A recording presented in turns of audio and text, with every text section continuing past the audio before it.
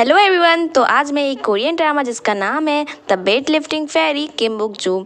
तो इसमें हमारी फीमेल लीड का नाम किम बुक जू होता है और इसमें इसकी दो बेस्ट फ्रेंड्स होती हैं जिनमें से एक का नाम ना ही होता है और एक का नाम स्योनोक। और इसमें हमारे मेन लीड का नाम जॉन ह्यूंग होता है जो कि एक प्रोफेशनल स्विमर और एक प्लेफुल बंदा होता है।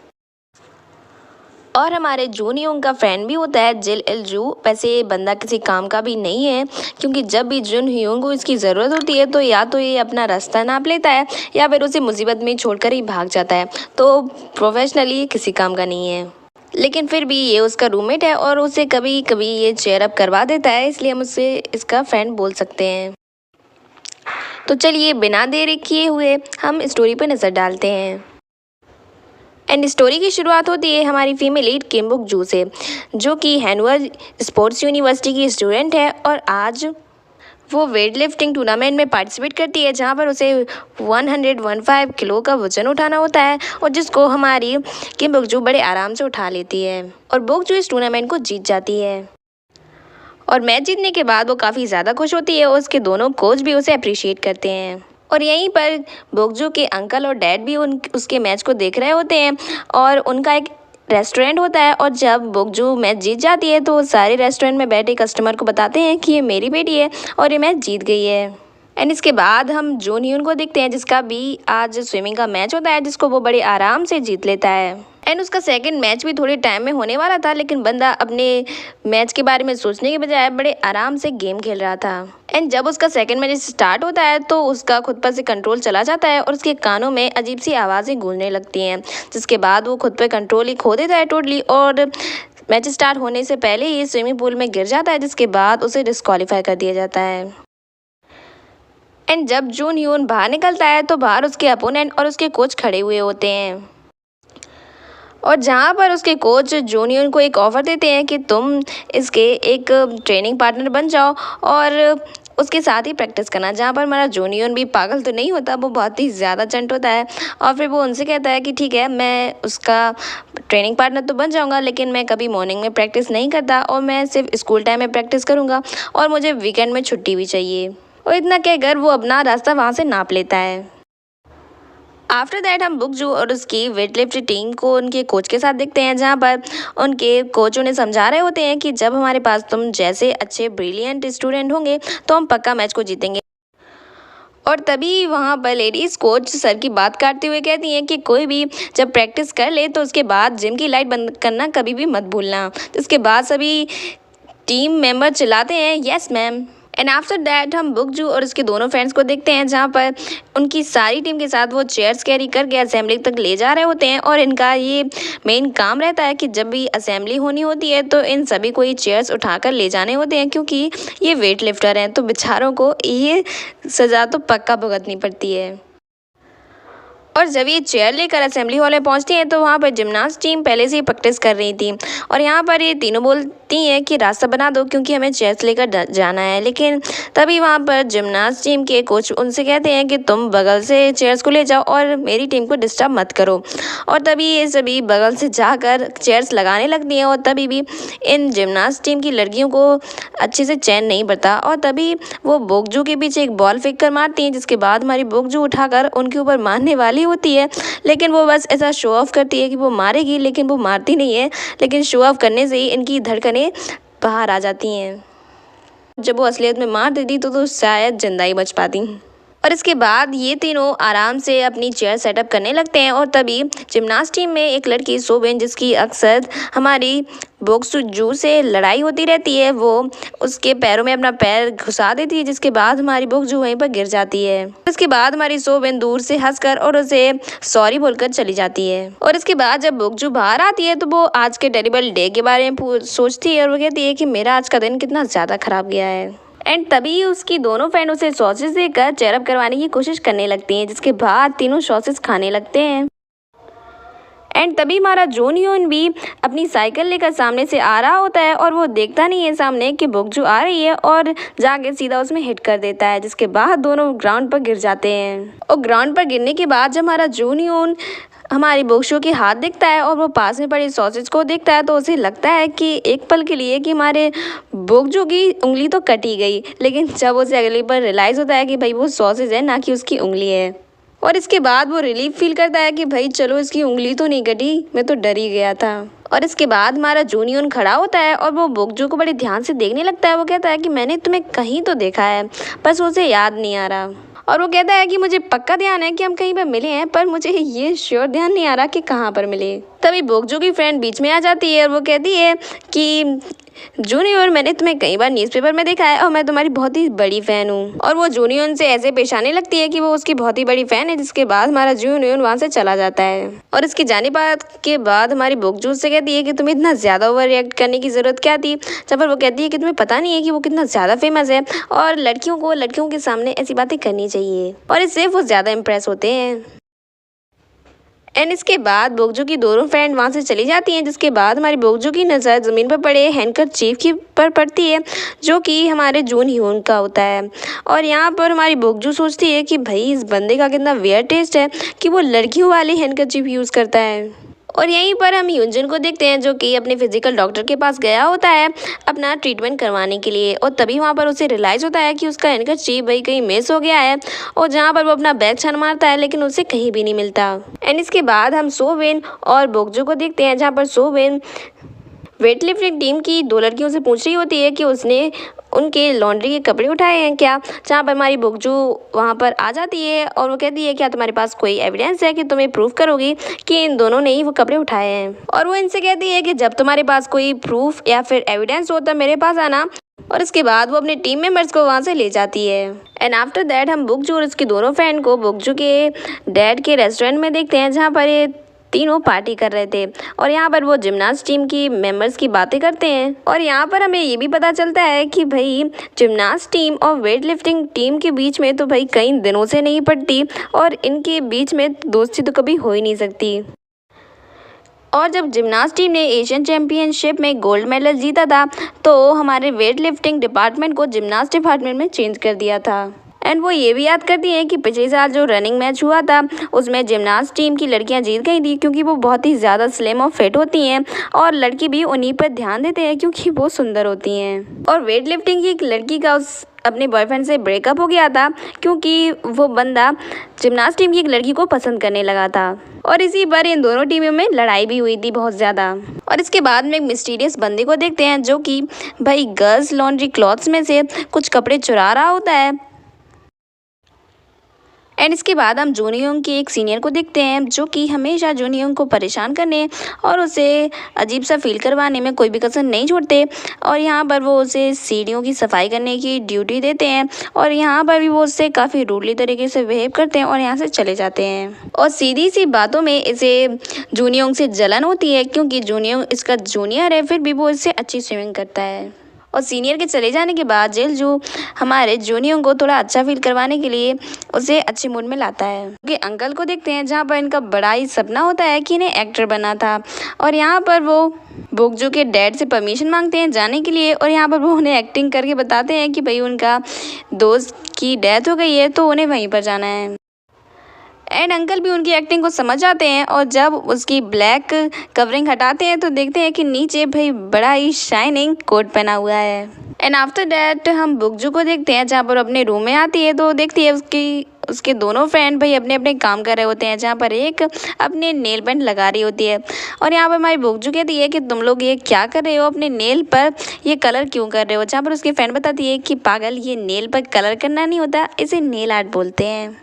एंड आफ्टर दैट हम फिर से बोक्जू को देखते हैं, जो कि काफ़ी परेशान थी क्योंकि उसकी एक लकी टी शर्ट नहीं मिल रही थी, जिसको उसने पिछली बार गोल्ड मेडल के साथ जीता हुआ था। जहाँ पर वो लॉन्ड्री रूम में चेक करने के लिए जाती है तो वहाँ पर भी उसे कुछ भी नहीं मिलता। एंड हमारी बोक्जू को बहुत ही ज़्यादा गुस्सा आता है क्योंकि वो उसकी फेवरेट टी शर्ट थी। जिसके बाद वो अपनी सारी टीम लेकर जिमनास्ट टीम के पास जाते हैं। उन्हें लगता है कि हो ना हो इन्हीं में से किसी ने उठाया हुआ है। और तभी वहाँ पर सोबिन बोलती है, क्या तुम क्या पागल हो क्या? तुम्हें कुछ समझ में नहीं आता कि तुम्हारी इतनी बड़ी साइज की टी शर्ट मुझे कहाँ से आएगी, क्योंकि मैं तो इतनी स्लिम ट्रिम हूँ। और फिर हमारे बोगजू को इससे और भी ज़्यादा गुस्सा आ जाता है, जिसके बाद वहाँ पर हाथापाई होने लगती है। और तभी वहाँ पर सोबिन गिर जाती है और उसके हाथ में चोट लग जाती है, और जितनी तो लगी नहीं थी, जिससे ज़्यादा वो चिल्ला रही थी, और वो बहुत ही ज़्यादा चिल्लाने लगती है कि मेरा हाथ टूट गया और अब मैं प्रैक्टिस कैसे करूँगी। और इसके बाद हमारी बोगजू को पनिशमेंट मिलती है, और यहीं पर जिमनास्ट टीम के कोच बोगजू पर सबसे ज़्यादा गुस्सा करते हैं, और वो इन सभी को ह्यूमन बुलडोजर भी बोल देते हैं। यहाँ पर हमारी बोगजू एक्सक्यूज़ देती है, वो कहती है कि मेरा ये मतलब नहीं था, और उसे हर्ट करने का मतलब तो बिल्कुल भी नहीं था, वो बस गलती से हुआ और मैं ऐसे पर्पज से बिल्कुल भी नहीं कर रही थी। लेकिन कोच उसकी कोई भी बात नहीं सुनते और उसे चुप रहने के लिए कहते हैं। और इसके बाद बोगजू वेट लिफ्टिंग टीम कोच के पास जाती है, जहाँ पर वो भी बोगजू पर गुस्सा होते हैं, क्योंकि उसे रियली में हर्ट हो गया था और उसके हाथ सच में बहुत ही ज़्यादा पेन कर रहा था। और वो बोगजू को कहते हैं कि तुम्हें उससे सॉरी बोलने होगा, तभी तुम्हें कोई माफ़ी मिलेगी। और यहाँ पर बोगजू उनसे भी कहती है कि उसने ऐसे पर्पज से नहीं किया था कि उसे हर्ट कर दे, लेकिन कोच भी उसकी नहीं सुनते। एंड इसके बाद बोगजू सोबिन को सॉरी बोलने के लिए जाती है, जहाँ पर सोबिन उसे एक नहीं कम से कम 2-3 बार सॉरी बुलवाती है, और लास्ट में भी वो अपना जीप दिखाकर वहाँ से चली जाती है। तो मेरे हिसाब से इसका हाथ जो टूटा नहीं था उसे ज़रूर तोड़ देना चाहिए था।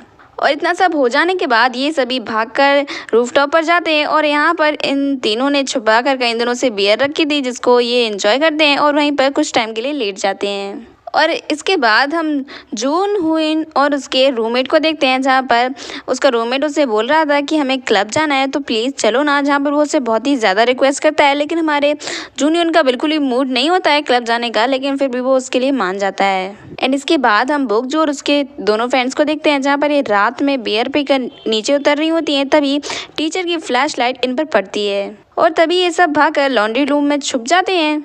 और तभी बोगजू उन तीनों के अलावा एक चौथे इंसान को भी देखती है, जिसने लड़कियों के अंडर क्रॉस पकड़े होते हैं। एंड इसके बाद वो चोर वहाँ से भाग जाता है, और वो बंदा जब वहाँ से भागता है तो वो हमारे जूनियन से टकरा जाता है। और यहाँ पर जूनियन और उसका फ्रेंड तो भाई क्लब के लिए तैयार होकर जा रहे होते हैं, और तभी हमारी बोगजू भी पीछे से आ जाती है, और वो जूनियन को भी परवेज समझ लेती है, और वो उसे ही पकड़ लेती है। और जूनियन का फ्रेंड जो कि नीचे उतर रहा होता है, वो भी वापस ऊपर चढ़ जाता है, और जो बची कुची रस्सी भी रहती है उसे भी ऊपर ही खींच लेता है, ताकि हमारा जूनियन ऊपर ही ना आ पाए। और फिर क्या था, हमारा जूनियन फंस जाता है, और हमारी बोगजू उसे टीचर के पास ले जाती है। और यहाँ पर टीचर भी बोगजू से कहते हैं कि जूनियन ऐसा बंदा नहीं है, और वो काफ़ी ज़्यादा स्मार्ट और जेंटलमैन है। जहाँ पर हमारी बोगजू कहती है कि नहीं सर, ये ऐसा ही लड़का है, और मैंने इसके पास देखा था कि इसके पास गर्ल्स वाली हैंडकरचीफ भी रहती है। और यहाँ पर माँ जूनियन कहता है कि सर, मैंने ऐसा कुछ भी नहीं चुराया, और मैं तो इन सब बातों में कुछ भी नहीं जानता। और जब जूनियन अपनी वही हैंडकरचीफ वाली बात सुनता है, तो उसे पता चल जाता है कि उसकी वही प्यारी सी हैंडकरचीफ बोगजू के पास है, और वो बोगजू से कहता है कि वो उसकी हैंडकरचीफ वापस कर दे। जहाँ पर हमारी बोगजू कहती है कि ठीक है, तुम पहले मेरी वही लकी टी शर्ट वापस कर दो जो तुमने चुराई है, तो मैं तुम्हारी हैंडकरचीफ भी वापस कर दूंगी। और यहाँ पर वो बोगजू को समझाने की कोशिश करता है कि भाई मैंने तेरी टी शर्ट नहीं ली, लेकिन हमारी बोगजू तो सुनती नहीं है। वो कहती है कि पहले टी शर्ट दो। और इसके बाद हम जूनियन और उसके सीनियर को देखते हैं, जो कि उसे बिना बात के पनिश कर रहे थे। और यहाँ पर वो उससे कहते हैं कि तुम्हें 100 टाइम्स बार इन सीढ़ियों को ऊपर नीचे चढ़ना है, वो भी बंदरों की तरह उछल उछल कर। जाने के बाद भी हमारा जूनियन ये सब करता ही रहता है, जब तक 100 टाइम्स पूरे नहीं होते। और इसके बाद जूनियन का वही धोखेबाज रूममेट आता है, और वो उससे कहता है कि जूनियन सॉरी, मेरी वजह से ही ये सब हुआ है, अगर उस रात मैं तुम्हें ऊपर खींच लेता तो तुम्हें ये पनिशमेंट नहीं मिलती। जहाँ पर हमारा जूनियन कहता है कि ठीक है, मैं तुम्हें माफ़ किया, लेकिन मेरे लिए पानी लेकर आओ। जहाँ पर वो बंदा खुद तो पानी लेने जा रहा होता है, तो खुद को भी हिट कर लेता है, और हमारे जूनियन को भी हिट कर देता है। मतलब काम का तो कुछ ही नहीं है, बस मुसीबतें बढ़ाने का है। और वो कहता है कि मेरे पास तो पैसे भी नहीं है, जिसके बाद जूनियन उसे धक्का देता है, और वो कहता है कि जा भाई, तू किसी काम का नहीं। और पानी की बोतल खरीदने के पैसे तो हमारे जूनियन के पास भी नहीं होते हैं, जिसके बाद वो विशिंग वाटरफॉल के पास आता है जहाँ पर सारे बच्चे भाई कॉइन फेंक कर अपनी विश मांगते हैं और यहाँ पर से वो कॉइन्स को कलेक्ट करने लगता है और इसके बाद वो वाटरफॉल को थैंक यू बोलता है। वो कहता है कि मैं इसे अच्छे पर्पज़ के लिए यूज़ करूँगा और जब वो कॉइन उठा कर पीछे घूमता ही है तो पीछे देखता है कि बुक जूही बैठी होती है और वो उससे कहती है कि तुम थीप भी हो और परवेट भी हो। और यहाँ पर हमारा बुक जू को देखकर काफ़ी ज़्यादा डर जाता है और वो कहता है कि देखो तो मेरी हैंडकरचीफ वापस कर दो। जहाँ पर बुकजू कहती है कि मैं तो नहीं कर रही और यहाँ पर वो कहता है कि मैंने ये कॉइन्स इसलिए उठाए हैं क्योंकि मैंने अच्छे पर्पज़ के लिए यूज़ करूँगा, क्योंकि यहाँ पर तो वो वाटरफॉल में डरे डरे बस वेस्ट ही हो जाएंगे। जहाँ पर हमारी बुकजू कहती है वाओ क्या गुड थॉट्स हैं तुम्हारे पास। और इसके बाद हमारा जूनह्यून क्या नहीं करता बुकजू को मनाने के लिए कि भाई तुम मेरी हैंडकरचीफ दे दो वापस, क्योंकि वो उसके लिए शायद बहुत ही ज़्यादा मायने रखती है, तभी तो इतनी ज़्यादा पापड़ बेल रहा है वो भी एक ही हैंडकरचीफ के लिए। और इसके बाद वो बुकजू को हर जगह फॉलो करता है कि ताकि वो उसकी हैंडकरचीफ वापस कर दे, लेकिन बुकजू का तो बस एक ही उसूल था कि पहले टी शर्ट दो उसके बाद हैंडकरचीफ लो। एंड इसके बाद हम एक जिमनास्ट लड़की को देखते हैं जिसका नाम शिहो होता है, जो कि अपने साथ जूनह्यून की फ़ोटो को देख रहे होते हैं और इस फोटो में दोनों काफ़ी ज़्यादा क्लोज लग रहे हैं। और इस फोटो को देखकर वो लड़की बनी मन मुस्कुराती है और उसका अभी अभी परफॉर्मेंस होने वाला है और इसके बाद वो अपनी परफॉर्मेंस देती है। आफ्टर दैट हम बुकजू और उसके फ्रेंड्स को देखते हैं जहाँ पर ये सभी वही अपना काम कर रहे होते हैं चेयर्स को लगाने का। और यहीं पर हम शिहो को भी देखते हैं जो कि अभी अभी यूनिवर्सिटी में एडमिशन लेने के लिए आई होती है और यहीं पे एक टीचर उनकी हेल्प करने के लिए आते हैं, जहाँ पर इनमें से ये तीनों देखते हैं कि इन टीचर ने भाई पिंक कलर की गर्ल्स अंडर क्लॉथ्स पहनी होती हैं। जिसके बाद वो इन तीनों के पास आते हैं। वो कहते हैं क्या तुमने सब कुछ देख लिया, और इसके बाद वो उन्हें पकड़ने की कोशिश करते हैं और यहाँ पर ये तीनों उन्हें दूर करने की कोशिश करते हैं, लेकिन भाई वो तो पास ही आते जाते हैं और तभी ये तीनों काफ़ी ज़्यादा चिल्लाने लगती हैं और तभी काफ़ी ज़्यादा लड़के आ जाते हैं और वो इनको पकड़ लेते हैं। और असलियत में यही वो पर्वेट हैं जो कि लड़कियों के कपड़े चुराते रहते हैं और इसके बाद इन्हें पुलिस पकड़ कर ले जाती है और उस कपड़े चोर के पास हमारी बुकजू को भाई अपनी लकी टी शर्ट भी मिल जाती है और इसके बाद वो सोचती है कि भाई वो जूनह्यून को कितना गलत ब्लेम कर रही थी, जबकि उस बंदे ने तो कुछ भी नहीं किया। एंड तभी वो दूर से जूनह्यून को भी देख लेती है, जिसके बाद भाई वो वहाँ से भागती है और जब बुकजू अपने डॉम में पहुंचती है तो वहाँ पर वो शिहो को देखती है और हमें पता चलता है कि शिहो उसकी नई रूममेट है। और ये देखकर हमारी बुकजू को थोड़ा अच्छा नहीं लगता कि उसकी नई रूममेट एक जिमनास्ट है, लेकिन हमारी शिहो उससे काफ़ी ज़्यादा अच्छे से पेश आती है और वो उससे हैंडशेक करती है। और हमारी बुकजू अपने किए पे काफ़ी ज़्यादा शर्मिंदा थी कि उसने इतने दिनों से जूनह्यून को एक गुनहगार ठहराया। इसके बाद वो जूनह्यून की हैंडकरचीफ को अच्छे से साफ करके उसे आयरन करके उसे देने का सोचती है और यहाँ पर जूनह्यून का फ्रेंड भी उसे बताता है कि वो परवेट पकड़ा गया है जो कि लड़कियों के कपड़े चुराता था और अब तुम बिल्कुल पूरी तरीके से बेगुनाह साबित हो चुके हो। और उसके बाद हमारी बुकजू जूनह्यून को ढूंढने के लिए पहुंचती है, जहां पर वो कई लोगों से पूछती है क्या तुमने एक बंदे को देखा है जो कि काफ़ी ज़्यादा लंबा है। और तभी जूनह्यून वहाँ पर पहुँचता है और वो अपनी हैंडकरचीफ उससे लेता है और उससे कहता है कि तुम्हारी हिम्मत कैसी हुई और तुमने इसे धुला कैसे, मुझे ये अपनी वैसी ही पसंद थी। जिसके बाद हमारी बुकजू कहती है तो लाओ मैं उसे फिर से मिट्टी में घुसा कर उसे गंदा करके तुम्हें दे दूँगी।